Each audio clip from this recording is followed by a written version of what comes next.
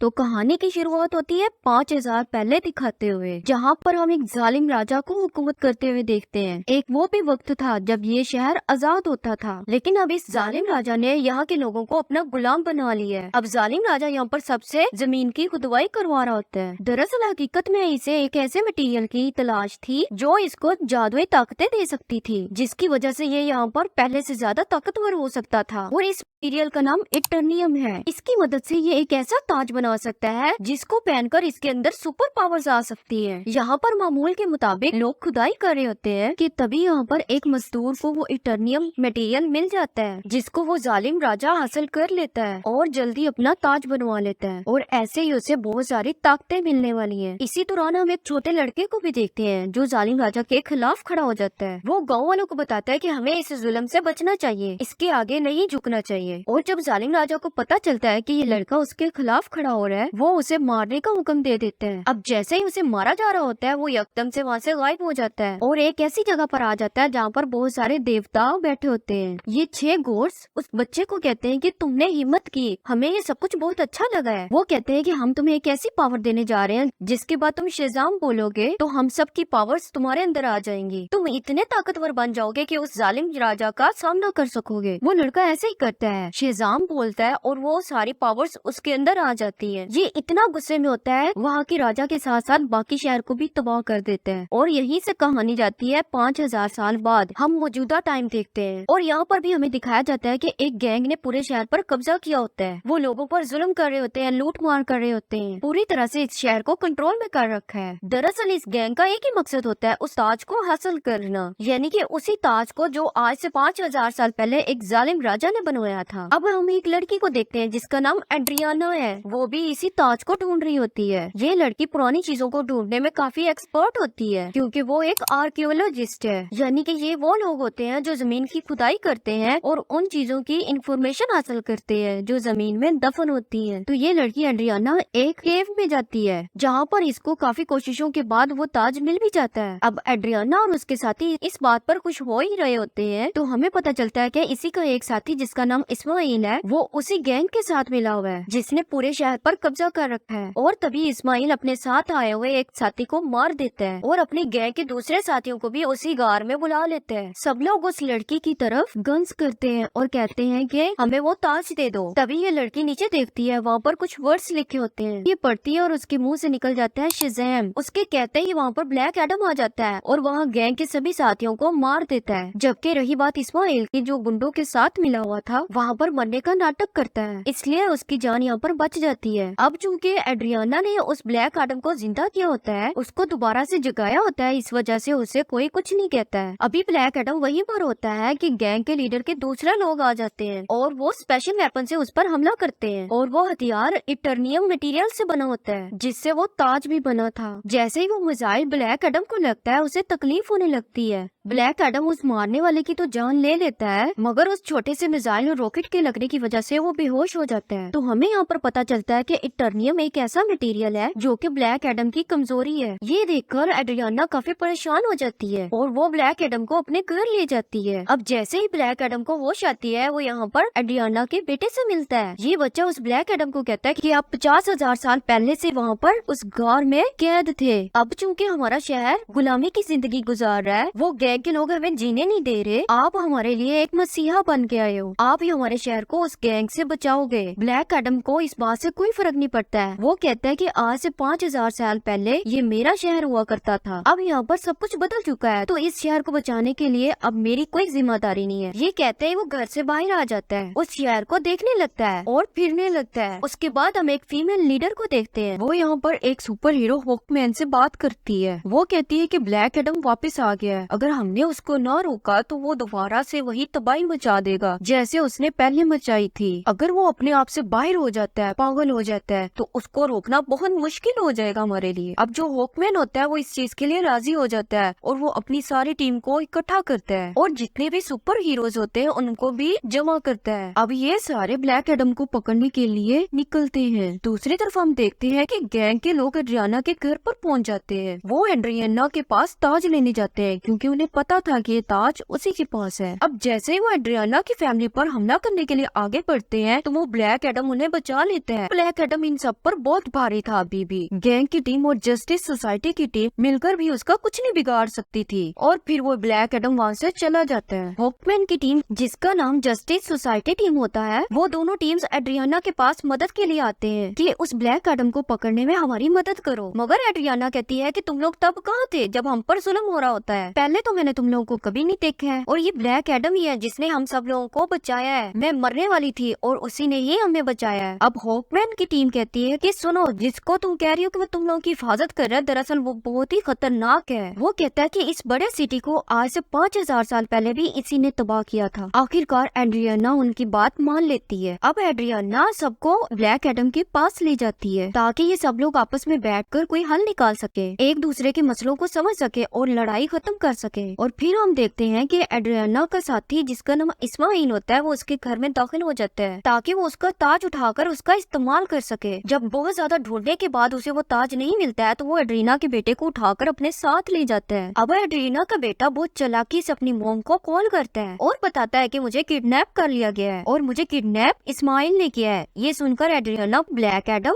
और justice society से मदद मांगती है कि मेरे बेटे को वापस लाने में मेरी मदद करो और ये दोनों इस बात के लिए मान भी जाते हैं। मिलकर उसके बेटे को ढूंढने लगते हैं। इसी दौरान हॉकमैन उस गैंग के 2 आदमियों को पकड़ लेता है। जब वो उन्हें बहुत ज्यादा मारते हैं तो बताते हैं कि इस्माइल कहाँ है। वो बताता है कि इस्माइल ने उसके बेटे को एक खुफिया जगह पर रखा है। वो जगह एक रेगिस्तान में है। अब जैसे ही वो सोसाइटी टीम और ब्लैक एडम उस जगह पर पहुँचते हैं तो वो देखते हैं कि इस्माइल ने उसके बेटे पर गन तानी होती है। वो एड्रीना को कहता है कि अगर तुम्हें अपना बेटा सही सलामत चाहिए तो मुझे वो ताज वापस दे दो। एड्रीना अपने बेटे को बचाने के लिए वो ताज उस इस्माइल को दे देती है, मगर इसके बावजूद वो उस पर गोली चला देता है। मगर ब्लैक एडम जब देखता है तो वो तेज स्पीड से आगे बढ़कर उस बच्चे की जान बचा लेता है और इस्माइल को अपनी लाइटनिंग जलाकर हमेशा के लिए खत्म कर देता है। अब हम देखते हैं कि ब्लैक एडम हॉकमैन से मिलता है और उसे एक बहुत बड़ा राज बताता है। वो कहता है कि आज से 5000 साल पहले जिस लड़के ने उस जालिम राजा के सामने आवाज उठाई थी वो कोई और नहीं, वो लड़का मैं ही हूँ। वो मैं नहीं था, मेरा बेटा था। जब जालिम राजा मेरे बेटे को मार रहा होता है उसी वक्त वो वहाँ से गायब हो गया था। जब जालिम राजा को इस बात पर गुस्सा आता है तो वो मुझे और मेरे पूरे खानदान वाले को पकड़ लेता है। उसी टाइम मेरा बेटा आता है जिसके पास बहुत सारी पावर्स होती हैं। वो अपनी सारी पावर्स मुझे दे देता है। वो सारी पावर्स मेरे अंदर आ जाती हैं। हम बातचीत कर ही रहे होते हैं कि वो जालिम राजा फिर से हम पर हमला कर देता है। वहाँ पर मैं तो बच जाता हूँ क्योंकि मेरे पास तो बहुत सारी पावर्स होती हैं, लेकिन मेरा बेटा मारा जाता है। अपने बेटे को